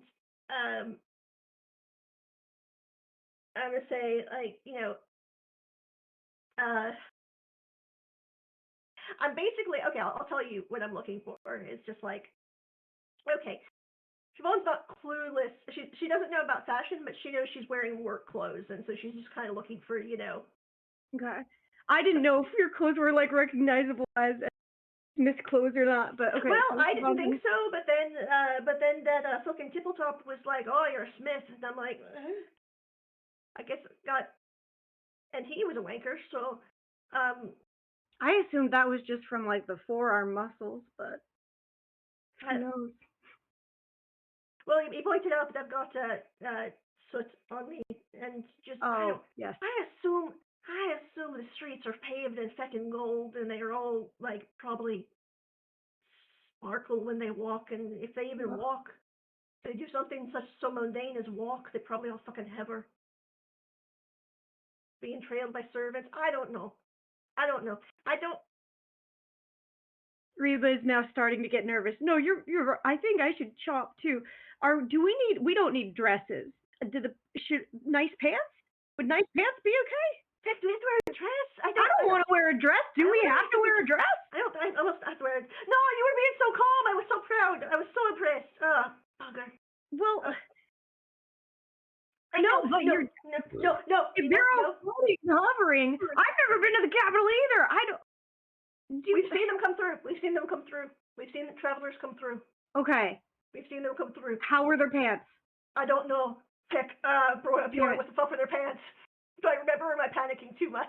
You're panicking a lot, but you like the standard, like most travelers, like they different types of pants, different levels of niceness, but you've seen pants, just maybe ones that don't have forge and soot burns on them. Right. So. Oh my God! Everything I own is ripped. How did I not realize until just now that literally everything I own is ripped? I thought it was mandatory if you're a lesbian, honestly. I mean, you get away with it, which is why I never bothered to fix them. I thought that's how people told. It's like, does she fancy? Oh, there's tons. The rips are one thing. If there's a certain way you can part your hair, like the jewelry. Oh my God, the jewelry is like a secret fucking language.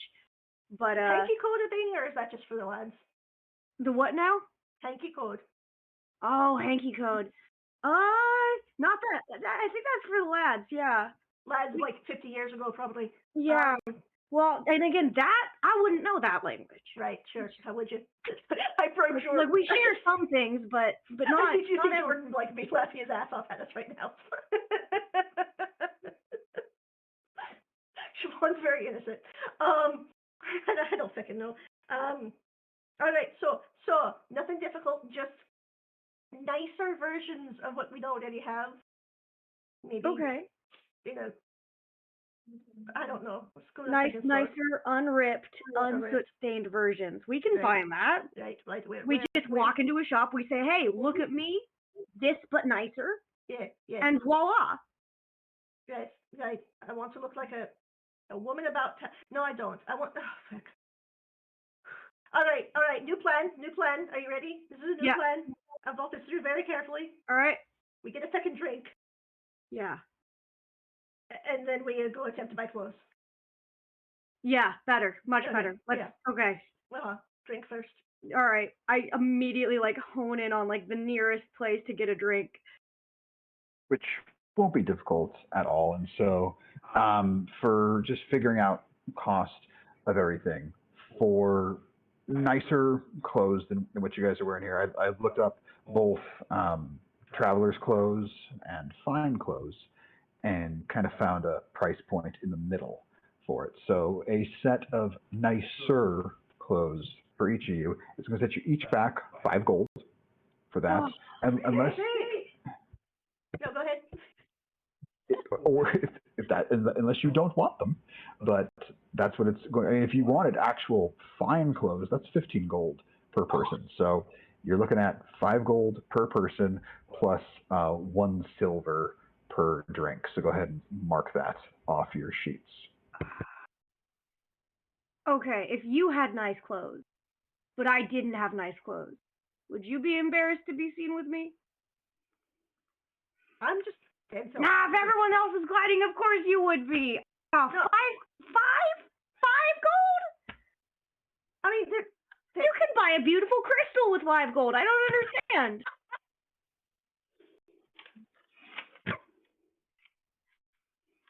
just for instance, I mean, Anything that comes to mind? I mean, not for nothing. They're right flattering on my behind though. Oh, that is worth a lot. This is not entrapment. I'm just, it's little. No, you're not wrong. I do not disagree. So,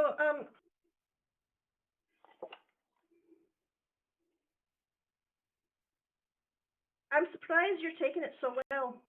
I had a whole bribe prepared about going into the. Oh, I'd love a bribe. No, I meant about the. I had to give it to Kira because he was panicking. The cake about the going into the Empire. I thought it'd take much more. To be honest, I mean, we sort of got distracted from it. It wasn't till Sortle started talking about teleporting all of us there that I realized you wanted me to go with you. I thought that was your way of saying we had to part ways. And, and then there's a lot going on in it. Time to process y'all leaving.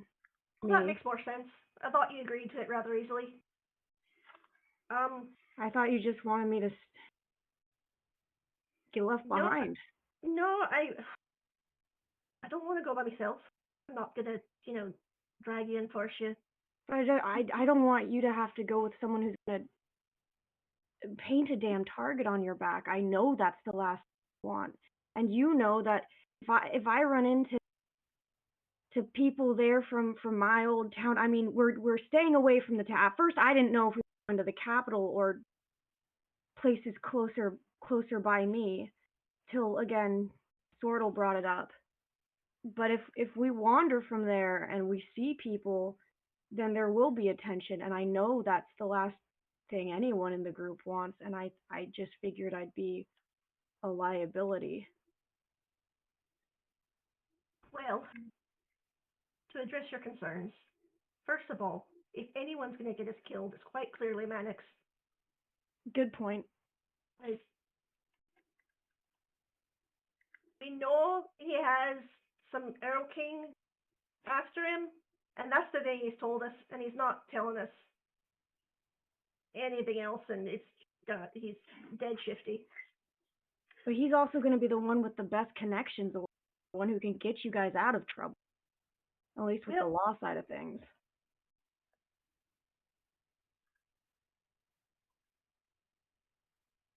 I don't have anything to offer. I don't pretend to know what I'm asking you to walk into.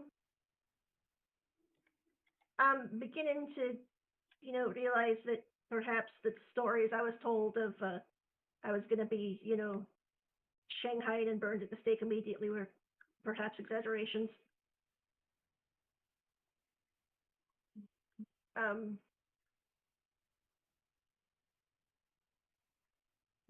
don't know who's doing that, but I hate you. Wait, does that show on the stream?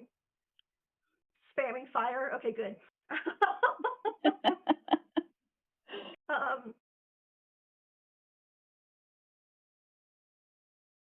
It all happens much faster than I thought to. I thought I come to the realization of like, oh God, I gotta go do this, and I didn't know we'd be going frickin' tomorrow. I'm not again trying to force you to do something you don't want to do. No, I want to. Trust me, I want to. Listen, that's where my road leads to. The questions that I have seem to be heading in the same direction.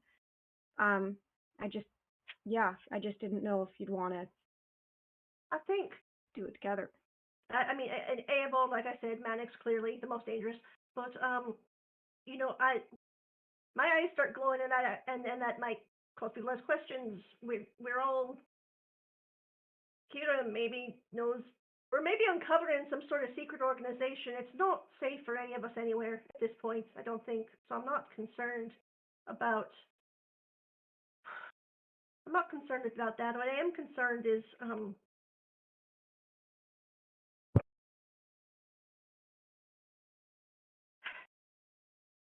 I need to know that you'll have me back. Well, yeah, of course. That's why I got these. And I pull out the rings and I hand Siobhan a platinum. And I say, I know that this is more of like my style of jewelry rather than someone with straighter inclinations, but if you wear this, I will for sure have a way to have your back, no matter what. It's for a spell, and I'd really like it. It would give me peace of mind if I knew Oh, Reba, this is all so sudden. you were wearing. No, God, not like that. Fuck. No, wait. Reel it back. Jewelry, an accessory, no strings attached. Trust me, no strings. I'm joking. Okay, God damn.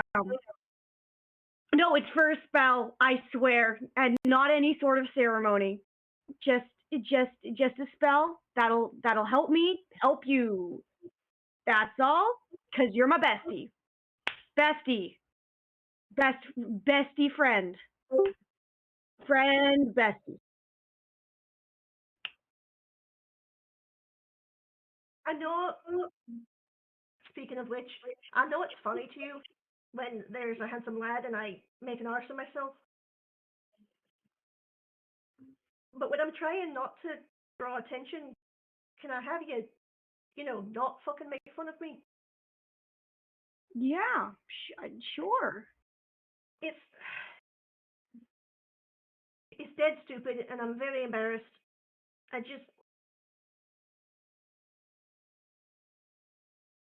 she Siobhan looks down and covers her face and mumbles it, which I'm not gonna do because then nobody would understand me. But just kind of looks down and covers her face and mumbles, just like, my feelings are really hurt about Steven. Oh God, no! I'm sorry. I'm truly sorry. That was never an intention. I know you didn't know, and it's dead stupid, but it hurt my feelings, and then you didn't even notice, and the Empire lads noticed, and that was it. I noticed, but I thought you wanted to be alone. And when you weren't there, Kira got up and went after you where I could. I didn't want to swarm you. And I wanted to give you some privacy because you weren't. When people started bringing it up, it seemed like you wanted everyone to drop it. I wanted to respect that. But I never just brushed it off. I didn't want anything like that to happen to you. And I know it can be. I think we had sort of different contexts because growing up, where I come from and with my friends, teasing is gentle teasing is the way you show affection. We can't take ourselves too seriously because the life around us was too absurd for that. I know you didn't do anything wrong. You've seen me with my brothers. It's it was just that it hit a raw spot, and it was more just, and this wasn't you, but it was more just that I stood up for myself and told Stephen that I thought he was a bully, and then heard heard Pohaku say, "Oh, you're not the bully." I was like, "Oh, say, okay." And I can't talk to him because he's a fucking wanker. So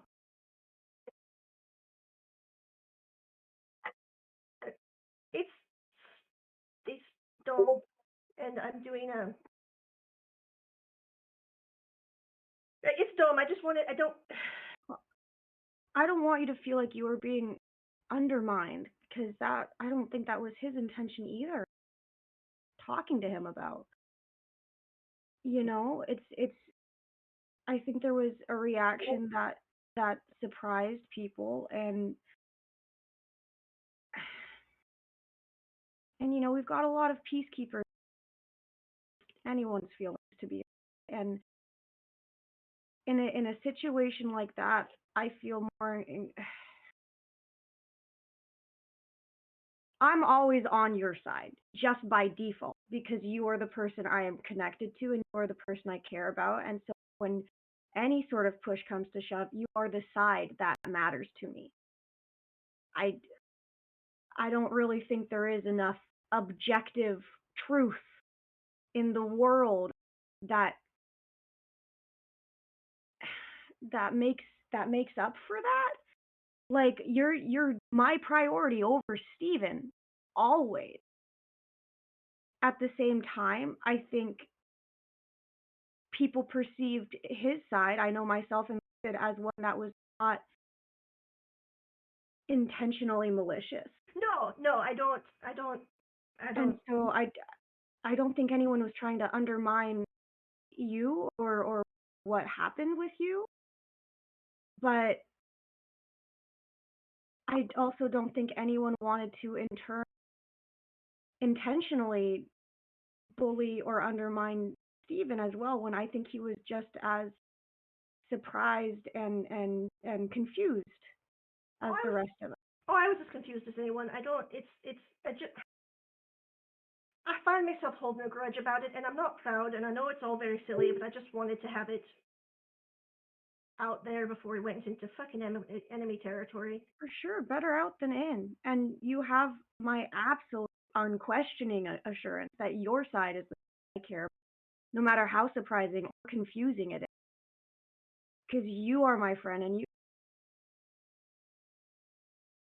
and I don't want anything to make you feel otherwise, especially from a joke gone too far. And if there's anything I can do to help that prioritization, let me know, because I could feel that there was a little bit of shift since then, and that's what I thought that you were trying to tell me to leave. And I don't want to do that. I don't want to do. I found a new crew, a new people, and God, whenever life gets so bad, that seems to be the one saving grace I've found. The people that you have around you. And I quite like this group, and I quite dislike the idea of dealing with the rest of life's miseries without you guys. And if you'll have me, return the favor. Siobhan holds her hand out like to take a ring and says, "I do." Reba immediately kneels so that she's like, and because of the height difference, like, she's not like head low, she's still beneath Siobhan, but very, very easily puts the ring on. Fantastic. This feels weird. This feels like a weird way that we've chosen to do this. What have I just agreed to? I don't know. I suppose people who get married don't really sign binding contracts. No, for fuck's sake, you said, no, here, stand up. Okay. Do you think that anyone in the group is what's the word? What's the word for someone who can officiate? Officiator. Ordained. You have to be something. You have to be ordained. Referee. everyone in the group is ordained. You, for fuck's sake, you can do ceremony. That's true. I have the spell. Oh, God. With all due respect. Different spell. This is warding bond. Much different. Battle spell. It's cool. It's cool and hardcore. All right. It's not mushy. Should we hug it out, but in a very pro way? 2 back pats. 1, 2. And with the 2 back pats, your new clothes acquired, the components of the ring given, and an understanding built between you that clearly there was misunderstandings on both sides between each of you. All 7 of you, I'd say, including Swordall, will gather outside of this tavern, but that's what we'll pick up next time, because I want to start off with Garnet's gift giving next time, if we can. I'm very excited about that, so I hope you don't mind me making you wait on that, Tanya, because I just want to see everyone's reaction, and I think is going to take time. So I'm just going to put a pin in that right there. I'm very excited for what happens in and around this tavern. I can't wait to see how everyone reacts to these hats. I'm excited. You're excited. We're all excited. The Bannister's excited. But that's for next time. And we will all see then what chaos awaits.